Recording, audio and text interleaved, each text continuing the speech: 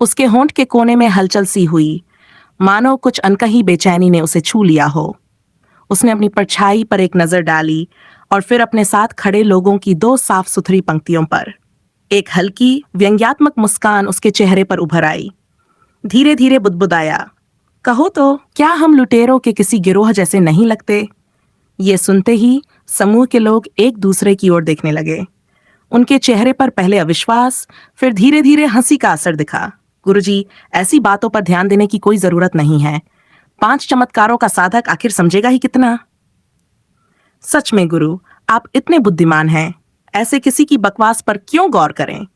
बिल्कुल सही, वह डर से बेतरतीब बोल रहा है, कुछ मतलब ही नहीं है उसकी बातों में। सहमति की एक आवाज समूह में गूंज उठी। कुछ ने खुलकर हंसना शुरू कर दिया, तो कुछ ने संतोषजनक मुस्कान के साथ सिर हिलाया। कुछ ने तो यहां तक कर लिया कि पीछे झुककर अपनी आंखें बंद कर ली, मानो इस विषय को उनका ध्यान देना भी जरूरी न हो। लेकिन रुकिए, इसे इतनी आसानी से नजरअंदाज करना ठीक नहीं होगा। एक शांत और दृढ़ आवाज ने बीच में बात काट दी। समूह के बीच बैठे मध्यम आयु वर्ग के व्यक्ति ने अपना हाथ धीरे से उठाया और सभी का ध्यान खींच लिया। उसकी आवाज में तर्क और गंभीरता का ऐसा मेल था कि माहौल तुरंत शांत हो गया। कहावत है, खरबूजा जाली के नीचे हो तो शक होता है। जब हम यूं ही बिना कहे किसी के घर में घुस आते हैं तो उनके लिए हमें गलत समझना स्वाभाविक है, परंतु यह हमारा इरादा है जो सच मायने रखता है। चाहे हमारी स्थिति कितनी भी विषम क्यों न हो, हमें अपने मूल्यों को बनाए रखना चाहिए। डर या जबरदस्ती का सहारा लेना हमारी गरिमा को ठेस पहुंचाएगा और हमें उन लोगों जैसा बना देगा जिनसे हम घृणा करते हैं। अगर हमने अपने सिद्धांतों को खो दिया तो हमारी पहचान और मर्यादा का क्या होगा? ये हमारे पूरे कबीले के लिए एक शर्मिंदगी होगी। उनके शब्दों ने पहले की गर्मजोशी को ठंडा कर दिया। समूह के सभी लोग एक साथ अपने सिर झुकाकर अपनी स्वीकृति प्रकट करने लगे। आप सही कह रहे हैं गुरु, उन्होंने लगभग एक सुर में कहा। मध्यम आयु वर्ग का व्यक्ति संतोष से सिर हिलाकर जुओ फैन की ओर मुड़ा। उसका चेहरा अब माफी की एक सच्ची भावना और विनम्रता के साथ भरा हुआ था। भाई, मैं आपसे झूठ नहीं बोलूंगा। हम अचानक आपके यहाँ आए हैं और संभवतः इससे आपको असुविधा हुई होगी। इसके लिए मैं आपसे क्षमा चाहता हूँ। हम केवल कुछ दिनों के लिए यहाँ रुकने की अनुमति चाहते हैं। कृपया समझिए, हमारा कोई बुरा इरादा नहीं है। उसके इन शब्दों के साथ ही उसने जुओ फैन को गहरे सम्मान के साथ झुककर प्रणाम किया। जुओ फैन ने उसे ध्यान से देखा। उसके विचार उलझे हुए थे। ये व्यक्ति चाहे वास्तव में इतना विनम्र हो या सिर्फ अपना उद्देश्य सिद्ध करने के लिए ऐसा दिखा रहा हो, यह तय करना कठिन था। परंतु यह स्पष्ट था कि उसमें एक सच्चे नेता का करिश्मा और समझदारी थी। हालांकि जब उसकी नजर बाकी लोगों पर पड़ी, उनके चेहरे की शेखी और उपेक्षापूर्ण हाव भाव पर उसकी अंदर की खिन्नता बढ़ गई। एक लंबी सांस छोड़ते हुए जुओ फैन ने अपने हाथ से संकेत किया और बनावटी शिकायत भरे स्वर में कहा, भाई, आपने पहले ही हमें एक मुश्किल में डाल दिया है। मेरे पिता और मैं आपकी दया पर निर्भर हैं। अब हमारे पास और क्या विकल्प है? आप तो मेरा पूरा घर भी ले लें और मुझे फिर भी मेहमान नवाजी करनी पड़ेगी। जुओ फैन की इस चुटीली टिप्पणी पर अधेड़ व्यक्ति की मुस्कान और गहरी हो गई। उसके कंधे हल्के से हिलने लगे और समूह में भी एक सहज हंसी फैल गई। छोटे भाई, बात को इतना भारी मत बनाओ, उसने आत्मीयता से कहा। हम यहाँ तुम्हें चोट पहुंचाने नहीं आए हैं। ये सिर्फ एक अस्थायी निवास है, बस इतना ही। जुओ फैन ने संदेह भरी निगाहों से उसे देखा और व्यंग्यात्मक स्वर में कहा, बोलने में तो यह सब बड़ा आसान है, लेकिन आप लोग यहाँ मेरी तुलना में कहीं ज्यादा ताकतवर हैं। अगर आप चाहें तो मुझे कुचलना आपकी उंगली हिलाने जितना आसान होगा। माफ कीजिए अगर मैं थोड़ा सतर्क रहूं। उनकी इस टिप्पणी पर समूह फिर से हंस पड़ा। हालांकि उसी समय समूह का एक सदस्य चिढ़कर बोल पड़ा, तुम सवाल क्यों पूछ रहे हो? क्या यह पता लगाने की कोशिश कर रहे हो कि हम कौन हैं और कहां से आए हैं? इस अप्रत्याशित स्वर की तीव्रता से जुओ फैन एक पल को झिझक गया। उसने तुरंत अपने बेटे को और करीब खींच लिया और थोड़ा सा हटकर खड़ा हो गया, मानो उसकी रक्षा करना चाहता हो। मध्यम आयु वर्ग के व्यक्ति ने तुरंत स्थिति को शांत किया। उसने अपना हाथ उठाया और एक शांत, संयमित स्वर में कहा, शांति रखो दोस्तों, इसे और कठिन न बनाओ। हम यहाँ आपसी समझदारी से आए हैं। जुओ फैन के होंठों पर एक हल्की, सतर्क मुस्कान आई। हालांकि उसके बेटे पर उसकी पकड़ अब भी मजबूत थी। उसने धीरे से कहा, ठीक है भाई, जब तक सभी लोग ये याद रखें कि हम सिर्फ मेजबान हैं, कैदी नहीं, मुझे लगता है कि हम ठीक से साथ रह सकते हैं। मध्यम आयु वर्ग का व्यक्ति इस जवाब पर मुस्कुराया। उसकी आंखों में एक अनोखी सराहना और आत्मीयता की झलक थी। Here's an enhanced and emotionally rich version of the scene, made more engaging while avoiding any elements of violence. छुओ फैन ने आदमी की ओर कड़ी निगाहों से देखा, मानो उसकी बातों का सटीक मर्म टटोलने की कोशिश कर रहा हो। उसका तीखा अंदाज देखकर वह अधेड़ व्यक्ति हल्के से हंसा और एक शांत स्वर में बोला, सच कहूं तो इसमें छिपाने जैसा कुछ नहीं है। हम डोंगजोउ से आए हैं। डोंगजोउ? ओह! जुओ फैन के माथे की भौहें हल्के से तनी। उसने कुछ क्षण सोचते हुए सिर झुकाया, फिर एक लंबी सांस लेते हुए बोला, मैं शत्रुओं से बचते हुए सीजोउ में था। मेरा इरादा झोंगजोउ पार कर डोंगजोउ में शरण लेने का था, पर शुक्र है कि मैंने वह रास्ता नहीं लिया। लगता है डोंगजोउ की हालत झोंगजोउ से भी बुरी है। अगर आप जैसे बड़े लोगों की यह दशा है, तो अंदाजा लगाया जा सकता है कि वहां कैसी अराजकता होगी। पफ! मध्यम आयु वर्ग के व्यक्ति का चेहरा अचानक बदल गया।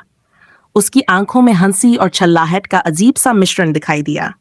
उसने जुओ फैन को देखा और एक थके हुए स्वर में बोला, छोटे भाई, मैंने इतनी देर से यहां बात की और तुम अब भी हमें डाकू समझ रहे हो? नहीं नहीं, ऐसी बात कैसे कह सकता हूं? जुओ फैन ने जल्दी जल्दी हाथ हिलाए। आप जैसे सम्मानित व्यक्तियों को डाकू कहने की मेरी हिम्मत कैसे हो सकती है? आप तो बस थोड़े दिन ठहर रहे हैं, थोड़ा ले रहे हैं, थोड़ी मदद मांग रहे हैं। रही बात लौटाने की, वह आप जाने, मैं तो बिल्कुल परवाह नहीं करता। अधेड़ व्यक्ति ने निराशा में माथे पर हाथ रखा और गहरी सांस ली। ऐसा लगा मानो वह खुद पर हंस रहा हो। यह भी मेरी किस्मत है, उसने बड़बड़ाते हुए कहा।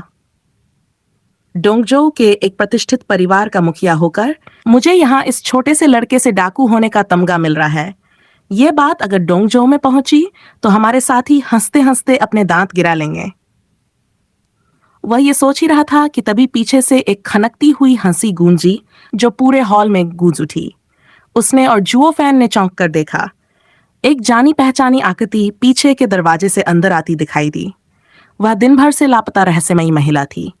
उसकी आंखों में वही चंचलता और होंठों पर वही व्यंग्यात्मक मुस्कान थी, जिसने पहली बार सबका ध्यान खींचा था। पिता, वह मुस्कुराते हुए बोली, मैंने आपसे पहले ही कहा था कि आपसे मिलने का कोई फायदा नहीं है। यह आदमी तो शब्दों का खिलाड़ी है। आप उसके साथ बैठकर गंभीरता से बात करने की कोशिश क्यों कर रहे हैं?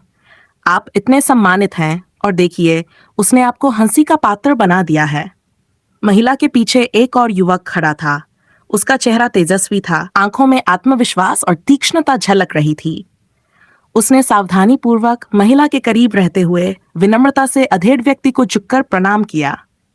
चाचा, उसने धीमे स्वर में कहा, लेकिन उसकी नजरें जुओ फैन पर नहीं पड़ी। वह महिला के पीछे खड़ा रहा, मानो किसी बंधन में बाधा हो। अधेड़ व्यक्ति ने उसकी ओर मुस्कुराकर सिर हिलाया। फिर उसने जुओ फैन की ओर इशारा करते हुए कहा, छोटे भाई, ये मेरी बेटी है, इसे तो तुम जानते ही होगे। जुओ फैन ने झिझकते हुए सिर हिलाया, लेकिन उसकी आंखों में असमंजस और अजीब सी बेचैनी थी। मैंने सुना है वह तुम्हारी चचेरी बहन है? अधेड़ व्यक्ति के होंठों पर हल्की मुस्कान आई। उसकी आंखों में एक शरारती चमक थी। अगर ऐसा है तो मैं उसका पिता हूं, यानी मैं तुम्हारा चाचा। और अगर चाचा अपने भतीजे के घर आए तो क्या इसे डकैती कहा जाएगा? उसके इस मजाकिया तर्क पर जुओ फैन कुछ पल के लिए निश्चल खड़ा रहा, लेकिन अंततः उसकी आंखों में एक चमक आ गई। उसने लंबी सांस छोड़ी और हल्के से हंस पड़ा। अधेड़ व्यक्ति ने भी हंसते हुए कहा, अब तो बात समझ में आई होगी छोटे भाई। जुओ फैन ने हल्के व्यंग्यात्मक स्वर में उत्तर दिया, चाचा, समझ में तो बहुत कुछ आ गया है, लेकिन आपका परिवार जितना अजीब है उसे समझने में मुझे थोड़ा और समय लगेगा। यह सुनकर पूरा हॉल हंसी से गूंज उठा और माहौल हल्का और आत्मीय हो गया। बूढ़े आदमी के चेहरे पर गरिमा की एक अनोखी आभा थी। उसके विचार और सिद्धांत स्पष्ट थे, लेकिन उसमें कठोरता नहीं थी। इसके बजाय उसमें परिस्थितियों के अनुसार खुद को डालने और हल निकालने की क्षमता थी।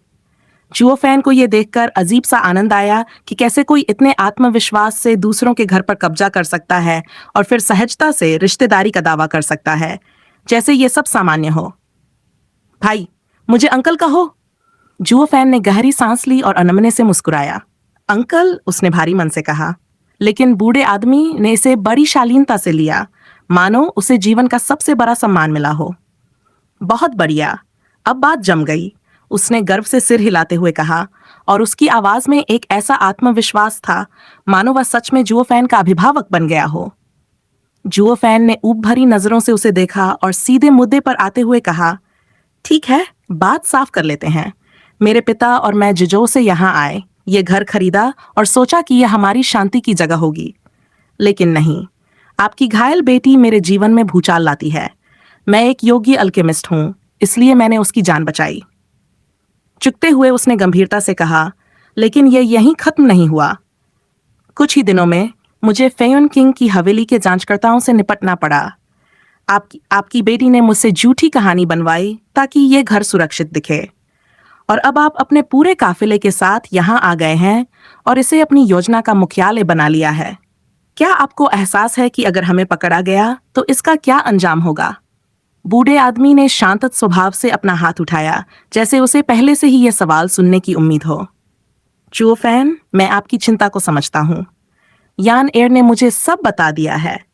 आपने उसकी जान बचाने के लिए जो कुछ किया, मैं एक पिता के रूप में आपका आभारी हूँ। वह थोड़ा रुका और फिर गंभीर आवाज में बोला, लेकिन यह मामला केवल हमारे बारे में नहीं है। यह मिशन उन हजारों लोगों की जिंदगियों के लिए है जो डोंगजो में हम पर निर्भर हैं। हमारे पास असफल होने का विकल्प नहीं है। इस घर को चुनना हमारी मजबूरी है, क्योंकि यह हमारी सफलता सुनिश्चित करने के लिए सबसे सुरक्षित जगह है। जुओ फैन ने अपनी आंखें सिकोड़ते हुए कहा, तो आप सीधे सीधे कह रहे हैं कि आपकी योजना हमें किनारे करके यहाँ टिकने की है? नहीं, ऐसा बिल्कुल नहीं है, बूढ़े ने तुरंत जवाब दिया। उसका स्वर शांत और स्थिर था। हम आपको या आपके पिता को नुकसान पहुंचाने के लिए यहाँ नहीं हैं। हम चाहते हैं कि आप हमारी मदद करें। यह घर यान एयर की पहचान से जुड़ा है और बाहर के जांचकर्ता इसे कभी नहीं छुएंगे। आपकी सहमति और सहयोग से सब कुछ सुचारू रूप से होगा। जुओ फैन की भौहें सख्त हो गई। और अगर मैं मना कर दूं तो क्या? बूढ़े आदमी ने उसकी आंखों में देखते हुए हल्की आह भरी। हम ऐसा कुछ नहीं करेंगे जिससे आपको या आपके परिवार को कोई कष्ट हो। मैं आपसे वादा करता हूँ, इस मिशन के पूरा होते ही हम ये जगह छोड़ देंगे। लेकिन यदि आप सहयोग करेंगे तो ये काम और जल्दी और आसानी से हो जाएगा। आखिरकार, उसने हल्के से मुस्कुराते हुए कहा, अब तो आप मेरे भतीजे हो, है ना? जुओ फैन ने पास खड़े अपने बेटे की ओर देखा। उसकी चिंता उसके चेहरे पर साफ झलक रही थी। अपने बेटे की सुरक्षा का विचार उसके दिमाग में प्राथमिकता ले रहा था। गहरी सांस लेते हुए उसने आखिरकार सिर हिला दिया। ठीक है, मैं आपकी मदद करने को तैयार हूँ, लेकिन मैं कैसे मान लूं कि आप पर भरोसा किया जा सकता है? बूढ़े आदमी की मुद्रा एकदम बदल गई। वह पूरी गरिमा के साथ सीधा खड़ा हो गया और उसकी आवाज में गर्व की गूंज थी। मेरे परिवार की प्रतिष्ठा की कसम, शांगुआन परिवार की। जुओ फैन चौंक उठा। उसकी आंखें चौड़ी हो गईं। रुको, क्या तुम उस शांगुआन परिवार से हो? डोंगजो के पहले कबीले से? बूढ़े आदमी ने धीरे से सिर हिलाया और मुस्कुराया। हाँ, मैं हूँ शांगुआन फेक्सियोंग, शांगुआन परिवार का मुखिया। उसने बाकी लोगों की ओर इशारा करते हुए कहा, यह मेरी बेटी शांगुआन किंगयान है, जिसे आपने बचाया, और मेरा भतीजा शांगुआन यूलिन, और ये सभी मेरे परिवार के आदरणीय सलाहकार हैं। जुओ फैन ने उस समूह को देखा। उसका दिमाग विचारों से घिर गया। शांगुआन परिवार की प्रतिष्ठा शानदार थी, लेकिन यह स्थिति अब उसकी कल्पना से कहीं अधिक गंभीर और बड़ी हो गई थी। जुओ फैन के चेहरे पर एक पल के लिए सन्नाटा छा गया। उसके भीतर हलचल मच गई, मानो किसी ने उसकी सोच के हर तर्क को झकझोर दिया हो। उसकी आवाज धीमी लेकिन ठहरी हुई थी, जैसे किसी गहरे रहस्य से पर्दा उठ रहा हो। तो आप कह रहे हैं कि शांगुआन फेन, जो 9 तलवार राजाओं में से एक है और फेन शहर का स्वामी है, वह आपके परिवार का हिस्सा है? शांगुआन फेक्सियोंग के चेहरे पर दर्द और गुस्से की छाया एक साथ छा गई। उसकी आंखों में बीते दिनों की कड़वाहट झलक रही थी। हाँ, वह मेरा भाई था, उसने कहा। उसकी आवाज भारी और गहन थी। लेकिन जब उसने डोंगजो से विश्वासघात किया और झोंगजो के अपराजित तलवार सम्राट की शरण ली, तो मैंने उससे हर रिश्ता तोड़ दिया। हमारे परिवार का सम्मान सब कुछ है, और उसने इसे ताक पर रख दिया। वह डोंगजो की सबसे अनमोल विरासत चुरा कर ले गया। अब हमारा मकसद साफ है, उसे वापस पाना। कुछ पल के लिए उसकी आवाज धीमी पड़ गई, लेकिन फिर उसने खुद को संभाला और जुओ फैन की ओर झुका। उसकी आंखों में दृढ़ता झलक रही थी। छोटे भाई, मैं जानता हूं कि यह बहुत मांगने जैसा लग सकता है, लेकिन जो साहस और बुद्धिमत्ता आपने अब तक दिखाई है वह हमारे जैसे सहयोगियों के लिए अनमोल है। मैं आपसे अनुरोध करता हूं, हमारी मदद करें। हमें इस मिशन को बिना किसी रुकावट के पूरा करने दें। जुओ फैन ने गहराई से शांगुआन फेक्सियों को देखा। उसकी आंखों में सच्चाई की चमक थी, लेकिन उसके दिल में साजिशों का तूफान उमड़ रहा था। अचानक वह मुस्कुराया। वह मुस्कान असाधारण रूप से बड़ी और आत्मविश्वास से भरी थी। चाचा, आपने सही कहा। अब हम परिवार हैं और परिवार के लिए मैं सब कुछ कर सकता हूँ। इस महान कार्य को पूरा करने में मैं आपका पूरा साथ दूंगा। आप मुझ पर भरोसा कर सकते हैं। शांगुआन फेक्सियों की आंखों में राहत की झलक दिखी। उसने सहमति में सिर हिलाया, लेकिन तभी कुछ अजीब हुआ। वह ठिठक गया। उसके चेहरे पर अचानक उलझन के भाव उभर आए। रुको, तुमने मुझे अभी क्या कहा? जुओ फैन ने एक छिचकी हुई मुस्कान के साथ अपनी नाक रगड़ी, मानो वह कोई मासूम गलती कर बैठा हो। चाचा, आपने अभी मुझे अपना भतीजा स्वीकार किया है ना? क्या आप इतनी जल्दी भूल गए? ये कहते हुए जुओ फैन ने अपने बेटे गू सेंटोंग के सिर पर प्यार से हाथ फेरा, जो बगल में खड़ा था और उत्सुकता से मुस्कुरा रहा था। छोटे तीसरे बेटे, अब देखो हमारी जिंदगी कैसे बदलने वाली है। जब हम चाचा के साथ डोंगजो वापस जाएंगे तो किसी की हिम्मत होगी कि हमसे उलझे? बस शांगुआन नाम का जिक्र करना होगा और लोग रास्ता छोड़ देंगे। अब हमें भागने की जरूरत नहीं पड़ेगी। हम शान और आराम से जिएंगे। गुसेंटोंग ने जोश में सिर हिलाया। उसका मासूम चेहरा उत्साह से दमक रहा था। बिल्कुल सही पिताजी। और फिर जब सब ठीक हो जाएगा, हम वापस जाकर उन लोगों से भी निपट लेंगे जिन्होंने हमें परेशान किया था। कोई भी हमें परेशान करने की हिम्मत नहीं करेगा। कमरे में सन्नाटा छा गया। शांगुआन परिवार के बुजुर्गों ने एक दूसरे की ओर देखा। उनकी आंखों में अविश्वास छलक रहा था।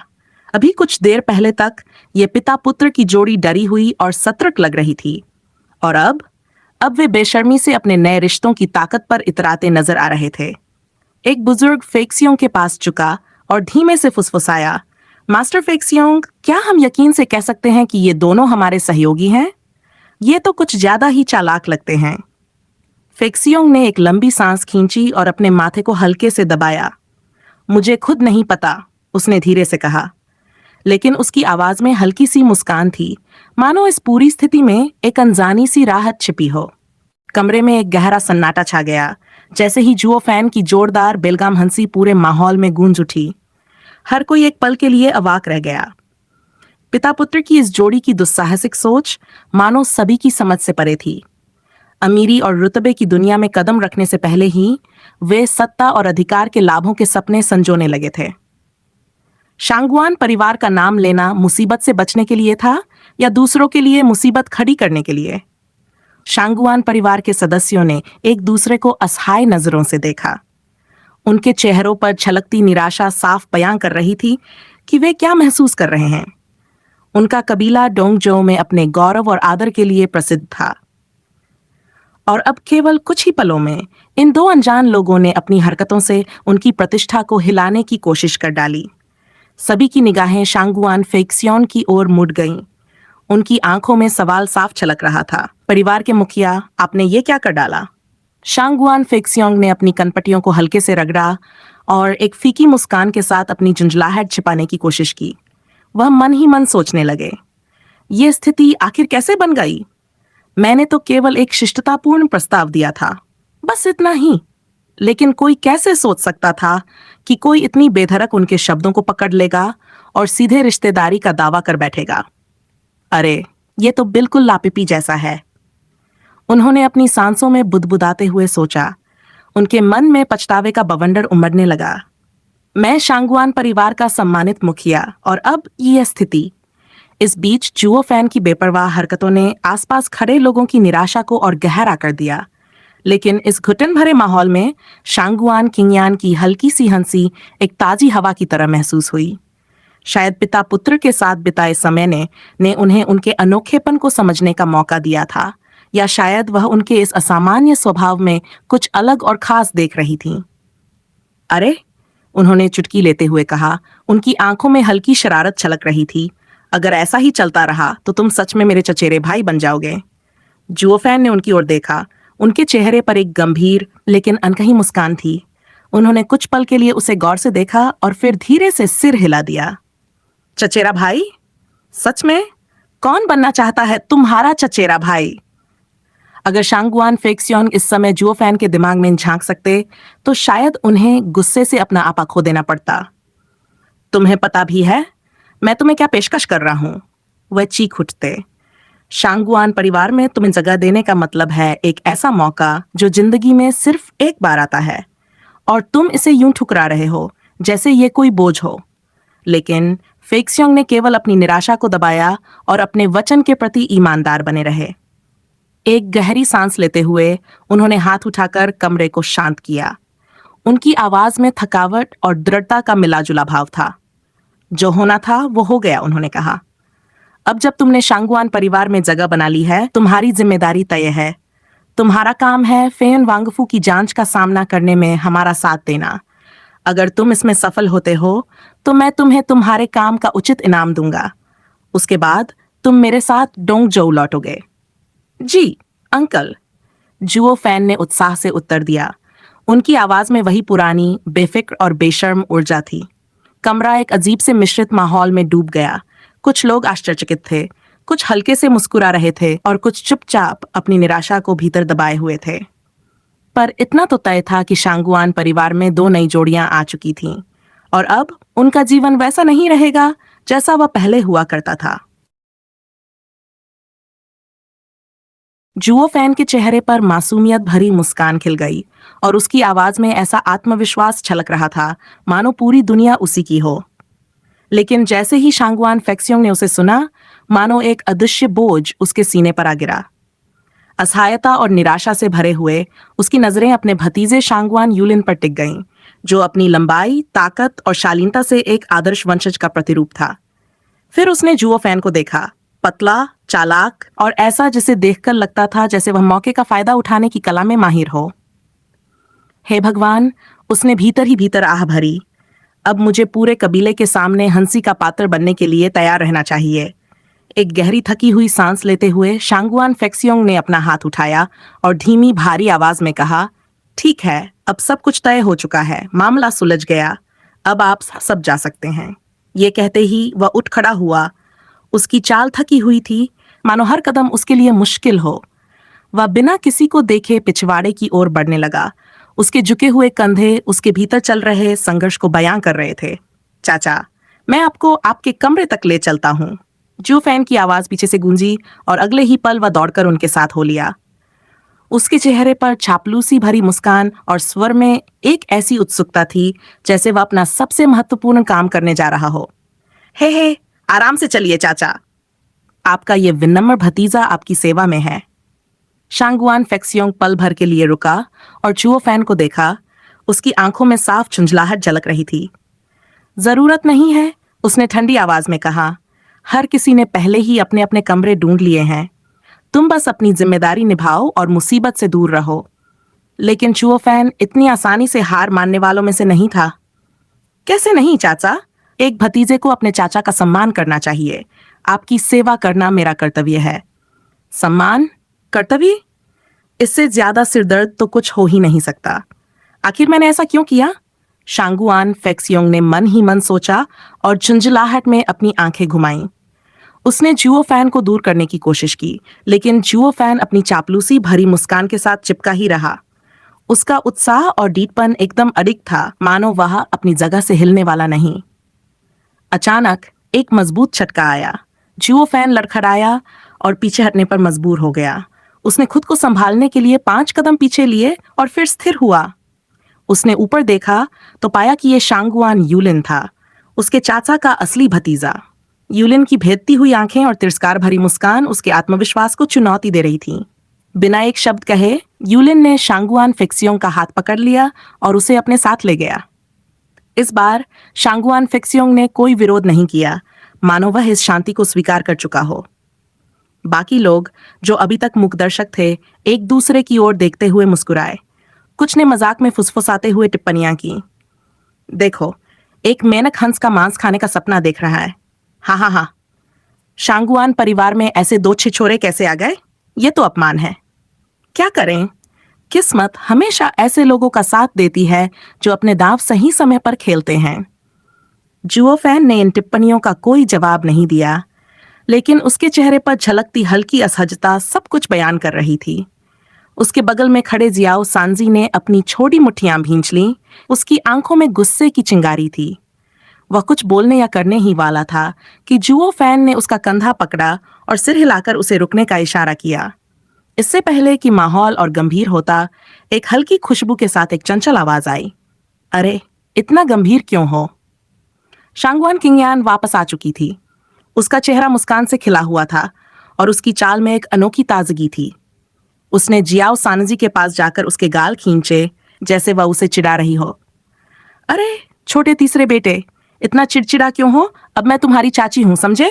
हाँ हाँ हाँ, उसने हंसते हुए कहा। उसकी आंखें शरारत और खुशी से चमक रही थीं। जियाओ सांजी पल भर के लिए भौचक्का रह गया, फिर उसकी सारी झुंझलाहट गायब हो गई। जुओ फैन ने यह दृश्य देखा और उसकी हल्की मुस्कान में एक राहत का भाव उभर आया। भले ही अभी राह कठिन थी, लेकिन इस तरह के छोटे छोटे पल उसे आगे बढ़ने की ताकत दे रहे थे। जियाओ सानंजी ने शांगुआन किंगयान को गहरी और ठंडी नजर से देखा। बिना किसी हिचकिचाहट के उसने उसके नाजुक हाथ को हल्के से किनारे कर दिया और एक सूखी आवाज में कहा, मुझे क्या फर्क पड़ता है कि तुम मेरी चाची हो या नहीं?